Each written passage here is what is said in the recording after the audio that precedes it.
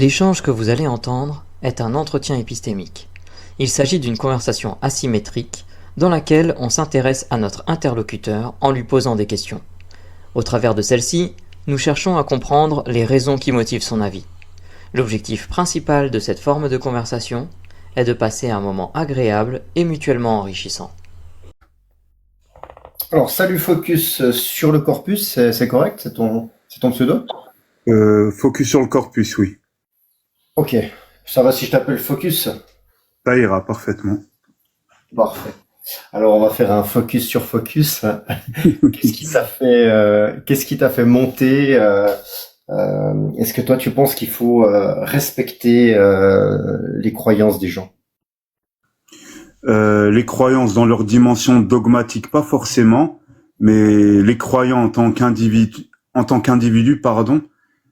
pour la dignité humaine, oui, en tant qu'individu. Ok, donc si dogmatique, oui, et non dogmatique, non, c'est ça? Tout à fait. Ok. Déjà, la première chose, c'est qu'est-ce que t'entends par respecter? C'est quoi pour toi respecter une croyance? Qu'est-ce qu'on peut faire et surtout pas faire en parlant de respecter une croyance? Bah, franchement, respecter des croyances qui sont loin de nos valeurs actuelles, qui sont en décalage de nos mœurs, par rapport à aujourd'hui, franchement, j'ai du mal, mais bon. Après, Alors, oui, peut-être, oui, je me vas-y. suis mal exprimé. Je te demandais, ça veut dire quoi pour toi respecter? Qu'est-ce qu'on n'a pas le droit de faire? Ben, je sais pas.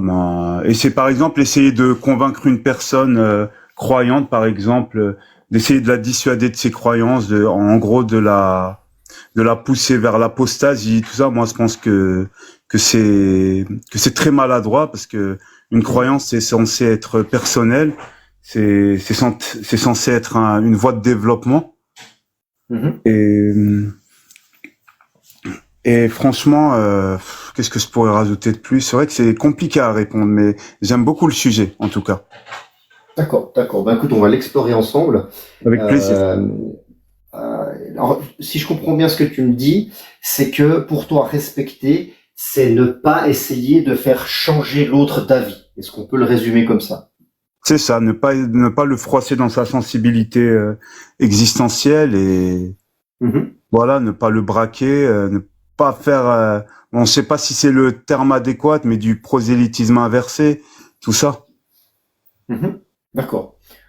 Intéressant. Donc, sur une échelle de 0 à 100, tu penses que c'est mauvais de faire changer quelqu'un d'idée à combien de pourcents? Donc, 0, il y a aucun problème, on peut critiquer les idées et essayer de faire changer quelqu'un d'avis. Ou 100, c'est il faut absolument pas bousculer les gens ou disons faire une critique de leurs croyances pour tenter de les faire changer d'avis. Tu te positionnerais à quel niveau sur cette échelle de 0 à 100? Oui, j'opterais pour la première proposition que tu as émise. 0? Non, peut-être pas. Je dirais 50. Je sais pas si. D'accord, intéressant. Donc ça veut dire que t'es pile au milieu, donc t'es pas fortement convaincu que c'est pas bien de critiquer la croyance de quelqu'un. Si c'est critiquer uniquement la croyance à travers comme je l'ai dit tout à l'heure, sa dimension dogmatique, moi je vois pas d'inconvénient. Mais si c'est pour ça. Alors on va un peu avancer sur ça parce que Okay. je pense que c'est ça qui est important chez toi. Qu'est-ce que tu entends par croyance dogmatique et inversement par croyance non dogmatique? C'est quoi la différence pour toi? Une croyance dogmatique, c'est fondé sur toute une série de préceptes, d'interdits, de commandements. Voilà, en l'occurrence sous une autorité, enfin dirigée par une autorité. Voilà, qu'elle soit occulte ou non. Voilà, c'est comme ça que je percevrais le dogme. Enfin, un dogme en général. Tu arrives à me donner un exemple de croyance dogmatique que je comprenne mieux ce que tu veux dire? Par exemple, mon ancienne croyance religieuse, je suis apostat de l'islam et Et c'est vrai que dans l'islam, il y a tout un tas de règles à suivre, voilà, de manière très rigoureuse si on s'y investit pleinement. Et c'est vrai que dans le quotidien, c'est pas évident, mais on est poussé à le faire par non seulement par la hantise de l'après-mort, enfin comme vous le savez, peut-être c'est le cas aussi dans le christianisme, il me semble, de la damnation éternelle. Et donc voilà, on vit. En fait, on entre un peu dans un schéma de mécanique où on n'est plus soi-même, mais on suit une règle, voilà, mécanique quoi. D'accord. Alors c'est super intéressant ce que tu me dis. Donc tu me dis que tu es apostat de l'islam. Oui. Comment t'as apostasié? Comment t'en es venu à te dire que la religion que tu suivais, ou en tout cas à laquelle tu croyais, n'était pas forcément fondée et donc tu l'as quittée. Qu'est-ce qui t'a fait quitter ta religion? Ben, en me lançant dans la lecture tout simplement des textes, hein, je pense comme la majorité des apostats de l'islam, c'est surtout les textes qui m'ont fait remettre en question et en fait qui étaient en total décalage de ce qu'on m'a enseigné de cette religion. En fait, voilà. C'est vrai qu'il y a beaucoup de préceptes, de rites, de traditions qui émanent des livres islamiques, mais il y a aussi énormément de lois, de contraintes, de valeurs, ben, que je ne partageais pas, en tout cas en tant qu'homme du 21e siècle. Et je D'accord. comprends hein, que j'avais pas accès à tout ça parce qu'on me l'avait jamais enseigné, quoi. Voilà. D'accord. Et tu l'as fait de toi-même ou il y a quelqu'un une fois qui t'a incité à le faire et c'est comme ça que tu as commencé à le faire. Enfin, comment le début en fait a été initié. Oui, oui, c'est parti d'une démarche tout à fait spontanée, purement Mhm. spontanée. Oui, c'est, en fait, il y a eu beaucoup de doutes qui se sont accumulés, tout ça, beaucoup de remises en question, et ça a débouché, ben, sur une curiosité de comprendre quel était mon malaise, quels étaient mes doutes, d'où ça venait, pourquoi, alors qu'on m'a dessiné l'islam comme un mode de vie parfait. Mhm. Voilà, et en fait, c'est en lisant tout simplement que j'ai compris dans quoi je m'étais embarqué, quoi, en fait. Et que tout D'accord. le mythe, oui, Et puis pour prendre un petit peu de recul, donc c'est très intéressant ce que tu me dis. Là aujourd'hui, tu es pour une critique de la religion, des religions de manière générale, parce que tu as fait cette étape finalement de te consacrer à la lecture des textes et à voir que c'était en décalage par rapport à ce qu'on te disait. Donc tu es pour finalement avoir des critiques de la religion pour que d'autres personnes fassent le même chemin que toi aujourd'hui. Est-ce que je peux le résumer comme ça? J'anticipe un peu, je prends un raccourci, mais le fait que tu m'as dit que les croyances dogmatiques, oui, on peut les critiquer, alors que pas les autres, est-ce que c'est correct de reformuler ça comme ça? oui, oui, oui, oui, c'est ça, c'est tout à fait ça. Voilà, t'es sur la même longueur d'onde de mes pensées là-dessus, oui. Après, Ok, super. Mhm. qu'est-ce Oui, dis-moi. que tu entends par croyance non dogmatique, forcément? Alors, j'utilise ça parce que tu as bien fait le distinguo entre les deux, et j'essaie justement d'arriver à trouver la limite entre qu'est-ce qu'une croyance dogmatique et qu'est-ce qu'une croyance non dogmatique. Là maintenant, je pense que euh, ce que j'en sais dans notre discussion, et tu me dis si j'ai raison, c'est pour toi une croyance dogmatique, c'est quelque chose qui est enseigné par une autorité. Quelque chose qui est non dogmatique, c'est quelque chose qui n'a pas été enseigné, qu'on a qu'on a constaté, disons, par nous-mêmes et qu'on a cru par nous-mêmes sans qu'un dogme euh, nous donne cette croyance. Mais je suis en train d'essayer de comprendre ça. Est-ce que je commence juste ou est-ce que je suis à côté? Oui, oui, je te rejoins, notamment sur le fait, comme tu as dit, qu'une croyance non dogmatique, donc c'est pas régi par une autorité, et c'est en plus, ça a l'avantage en plus d'être perfectible, donc modifiable et amélioré, enfin, qui peut être comment se pourrait dire ça? Sujette à évolution, voilà. Alors qu'un dogme, non, c'est complètement figé et c'est immuable, malheureusement. D'accord. Alors, ce qui m'intéresse, si tu es d'accord, c'est d'aller dans ces croyances non dogmatiques, de comprendre pourquoi tu penses que c'est pas bien de critiquer ces croyances-là. Donc, si on se focalise que sur ces croyances non dogmatiques, je refais mon échelle de 0 à 100. Toi, tu penses que c'est pas bien de les critiquer. Et de 0 à 100, tu te situes à quelle échelle? En disant 0, on peut les critiquer, les attaquer, les démonter sans problème. Et 100, c'est non, il faut pas émettre de critiques, il faut pas émettre d'objections, il faut laisser entre guillemets les gens tranquilles avec leurs croyances non dogmatiques. Tu te situerais où? Bah, moi, je pars du principe que tout est critiquable. Il y a que la perfection qui n'est pas critiquable. Donc, là-dessus, ouais, j'évaluerais carrément à 100 la critique des croyances dogmatiques, oui. La croyance, hein, je discerne des croyants, bien entendu, qui sont pas forcément un groupe monolithique. Hein. Un croyant, il peut changer d'une personne à une autre. Voilà, ils ont peut-être cette croyance en commun, mais peut-être qu'ils la voient différemment ou ils la perçoivent avec d'autres facteurs, d'autres échelles de morale. Voilà, enfin, je suis pas dans leur tête, donc je peux pas comprendre leur paradigme. Mais en ce qui concerne, oui, la critique des croyances dogmatiques, des textes, oui, à 100%. D'accord. Et puis les non dogmatiques, celles où tu étais plus réservé, celles que tu penses qu'il faut pas attaquer, tu te situes à quel pourcentage? Ben, même concernant les croyances non dogmatiques, pour moi, elles resteront critiquables dans la mesure où elles seront jamais parfaites, mais c'est positif, ça, car ça incitera justement à les améliorer avec le temps, à évoluer. Donc, c'est toujours D'accord. positif. Donc pour toi, on peut critiquer n'importe quelle croyance, qu'elle soit dogmatique ou non dogmatique. Oui, voilà, c'est ça. Ok, alors je m'excuse, j'avais mal compris au départ. Je pensais que tu faisais vraiment une différence entre les croyances dogmatiques et non dogmatiques.